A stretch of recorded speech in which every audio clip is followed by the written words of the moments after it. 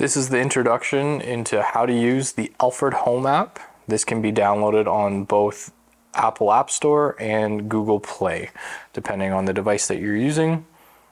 So once you've downloaded the app onto your device, this is kind of going to be your home screen. This will list all your locks that you have connected to your account under the devices. This will list any menus or members that you have assigned either PIN codes, RFID cards, or Bluetooth keys.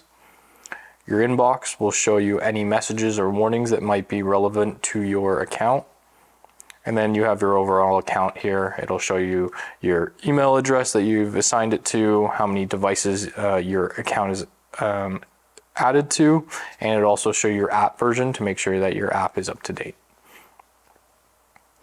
On the top right hand corner here, this is where you're going to be able to add any new devices.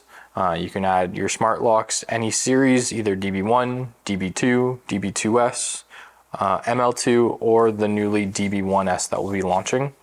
Or you can also add your Alfred Connect bridge, either your WB1 or your brand new WB2. Basically, you can select these and follow the prompts to add your new devices. Here we'll list all your active devices that are connected. Once you're actually within range or connected to it, you can select your item. It'll tell you when you've connected to the device, and it'll show Bluetooth connected here, or it will also show you Wi-Fi if you're utilizing a Wi-Fi bridge.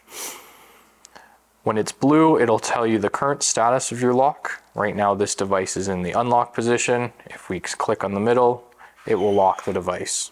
Now it shows you locked.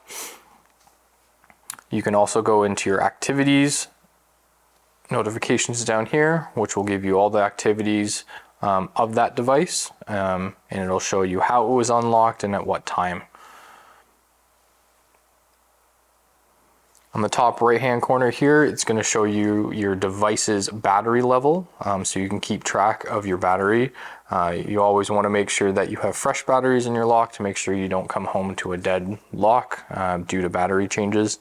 You will get warnings within the app starting at about 20%, and it'll basically keep warning you until it gets new fresh batteries.